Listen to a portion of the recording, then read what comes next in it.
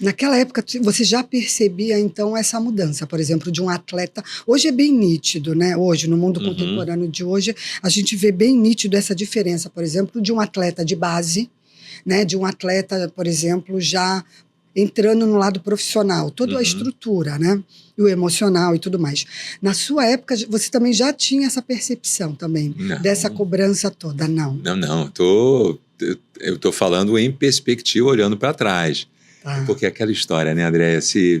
Outro dia eu estava pensando nisso. O que o Betinho, de 59 anos, falaria pro Betinho de 13, de 14, que aí é covardia, né? Interessante essa pergunta. O que ele falaria? Me conta aqui. Cara, vale a pena. Se esforça. Faz o que precisa ser feito. Se hidrate. Coma. Durma. Se relacione. Dê o melhor de você. Seja verdadeiro. Por mais que às vezes isso vá doer. Algumas coisas, né? Então, eu acho que nessa caminhada, muitas vezes eu me distraí. Principalmente quando eu cheguei lá nesse funil mais alto, que era o funil do alto rendimento. Enfim, alto rendimento é desde 13 anos. Eu digo o funil último lá, de juvenil para profissional. Sim. Quando você chega na seleção brasileira... O atleta de alta performance. O atleta de alta performance. Então... Você se distraiu? De que forma? Me distraí. Pois é, André. Me conta aqui. Eu joguei juvenil nessa caminhada, fui seleção brasileira desde de infanto, né? Minha primeira seleção foi com 15 anos de idade. E quando eu cheguei aos 20, eu joguei o Mundial Juvenil. Então foi o Mundial Juvenil na Itália, super badalado. E lá eu tive um título de melhor jogador do mundo na idade, com 20 anos de idade. Obviamente, esporte melhor coletivo. Jogador do mundo. Até 20 anos de idade, né? Fui o melhor jogador daquele Mundial. Enfim, tem esse troféu em casa que eu guardo com o maior carinho. Com certeza. Então isso me alçou para ser convocado para a seleção adulta. Então a seleção adulta era essa, na ocasião a geração de prata. Então tinha o William, tinha o Bernardinho, porque eu era levantador. E aí eu ia jogar com os meus ídolos. Eu vi o Mundialito em 82 no Maracanãzinho, Jornada nas Estrelas, que o Bernard botava a bola lá em cima, né?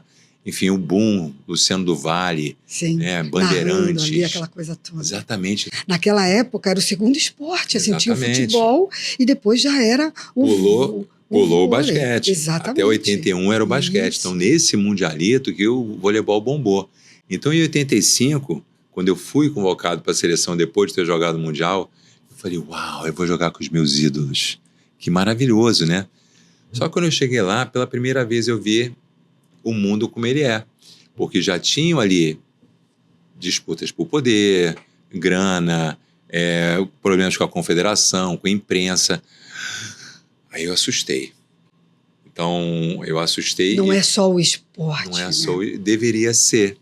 Então, por isso que eu estou dizendo que o de hoje falaria, cara, concentra no que é o seu job description. Você está aí para jogar voleibol. Então, todas essas questões, mexeu com você de alguma forma?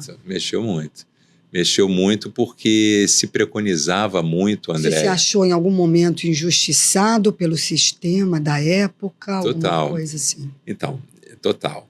Porque sempre se preconizou que o voleibol, até hoje, né? Você que trabalha também com atletas, que o atleta ele tem que ser herói. Sem dúvida. Ele tem que ser o foda o tempo inteiro, sabe?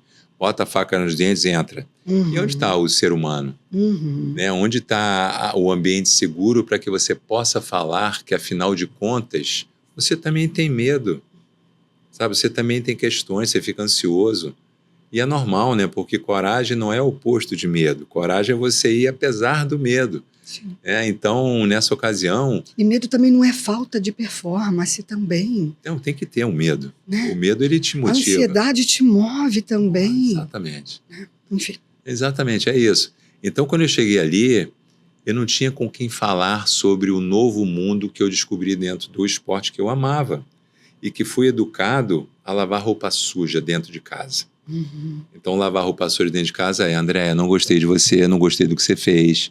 Né? Então, até a supressão das emoções, elas aconteciam na época. Então, assim, não pode ter raiva do coleguinha, sabe? Não pode ter medo, não pode ter tristeza, não pode o cacete. Se você falou alguma coisa que eu não gostei, Andréia, eu não gostei do que você falou. Isso precisa ser, né, Externalizado de Estava alguma até falando forma. com o nosso amigo Fábio aqui, que é o o nosso produtor. produtor maravilhoso. Pois é, o Fábio tem uma história linda que ele me contou agora, né? Então, de algo pessoal que ele trouxe à tona. Então, naquela ocasião, eu não pude trazer isso à tona porque eu tomei aquilo como uma fraqueza. Então, quando eu comecei a duvidar da minha performance, comecei a duvidar do que eu realmente poderia entregar como jogador, porque eu comecei a me distrair, eu perdi o foco do que era importante, aí o meu voleibol começou a cair.